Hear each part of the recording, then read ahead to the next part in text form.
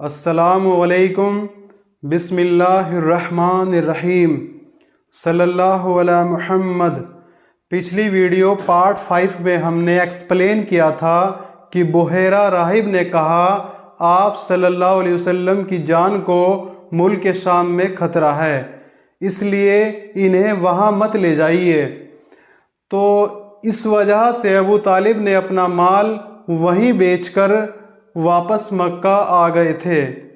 اب آگے، جب حضور صلی اللہ علیہ وسلم کی عمر 13-14 سال ہوئی تو چچا ابو طالب سے بولے، میں آپ کی کچھ مدد کرنا چاہتا ہوں، میں آپ کو پرابلم میں نہیں دیکھ سکتا، میں مکہ والوں کی بکریاں چرانا چاہتا ہوں، اس سے کچھ تو سہارا لگے گا۔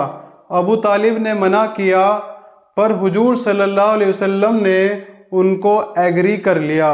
خیر، ابو طالب نے بے من اجازت دے دی۔ آپ صلی اللہ علیہ وسلم نے بکریاں چرانا شروع کی۔ پھر جب حضور صلی اللہ تعالیٰ علیہ وسلم کی عمر 16-17 سال ہوئی تو آپ نے تجارت شروع کی۔ آپ صلی اللہ علیہ وسلم کہا کرتے تھے کہ میں نے مکہ والوں کی چند ٹکے کے عوض بکریاں چرائی ہے۔ اس میں فخر کیا تھا؟ اس میں فخر یہ تھا، نمبر 1، آپ صلی اللہ علیہ وسلم چچا پر بوجھ نہیں بننا چاہتے تھے، بلکہ ان کو الٹا سپورٹ کرنا چاہتے تھے۔ دوسری یہ کہ بکریاں چرانا تمام انبیاء کی سنت ہے۔ حضور کے بکریاں چرانے اور بزنس کرنے کے واقعے سے کئی مورل لیسن ملتے ہیں۔ حضور کا سب سے اعلیٰ خاندان، مکے کی سرداری پیڑھی در پیڑھی، کعبہ کے متولی پیڑھی در پیڑھی، ایسا اسٹیٹس تھا۔ جب فائنینشیل پرابلم آئی، فخر کے ساتھ بکریاں چرائی۔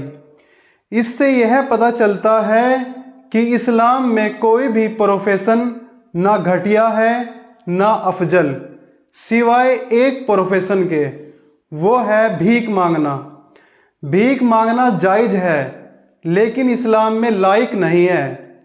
کوئی آدمی حالات سے مجبور ہو گیا، بھیک مانگ سکتا ہے، پیٹ بھر سکتا ہے، لیکن پروفیشن اسے بنا لینا یہ غلط ہے۔ اللہ رب العزت نے اسے لائق نہیں کیا۔ حلال روزی کما کر کھانا اسلام میں لائق ہے۔ اگر کوئی آدمی جوتے گاٹھنے کا کام کرتا ہے اور اسے آپ گھٹیا نگاہوں سے دیکھ رہے ہیں تو آپ اللہ کی نظر میں مجرم نمبر 1 ہو، کیونکہ حلال روزی کما کر وہ اپنا اور اپنے پریوار کا پیٹ بھر رہا ہے اور آپ اسے گھٹیا سمجھ رہے ہیں۔ آج کل سماج میں لڑکے موبائل میں ایسے گیم کھیل رہے ہیں، یہ گیم جوئے کا لیٹسٹ ورژن ہے جو نوجوانوں کا کیریئر برباد کر رہے ہیں۔ نوجوان سود پر پیسہ اٹھا کر ان گیموں میں لگا رہے ہیں، پھر ان کی زمین جائیداد سود کو چکانے میں برباد ہو رہی ہے، گھر کے گھر تباہ و برباد ہو رہے ہیں۔ میرے بھائیوں، پلیز حضور کی زندگی پڑھو۔ کن کریٹیکل حالاتوں میں آپ نے کون سی تجویز اپنائی اور پھر اپنے صحابہ کو سکھائی۔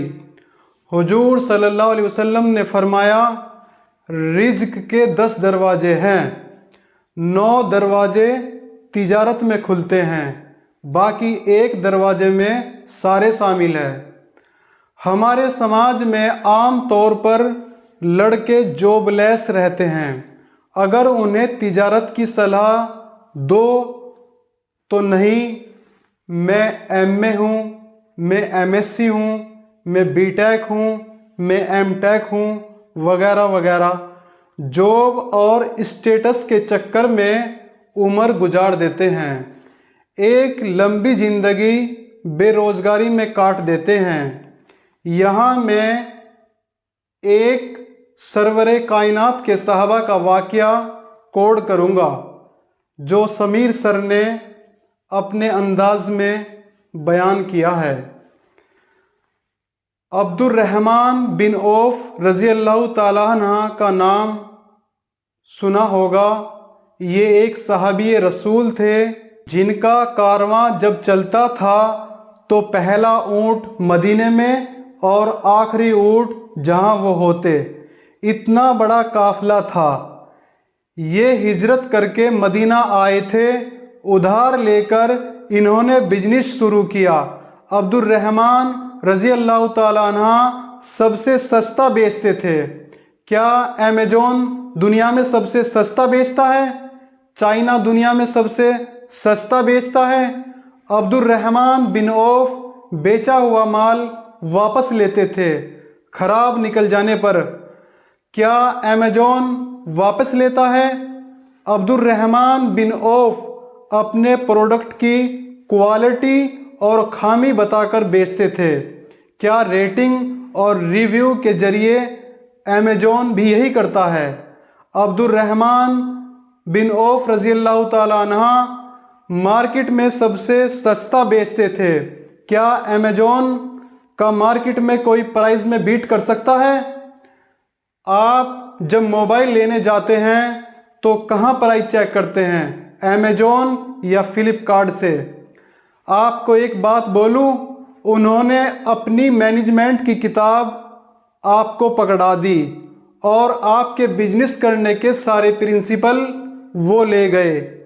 آپ نے اسٹیکر لگا دیا، بکا ہوا مال واپس نہیں ہوگا۔ کیا دنیا کی سب سے امیر کمپنی امیزون ہے؟ کیا امیر کنٹری چائنا ہے؟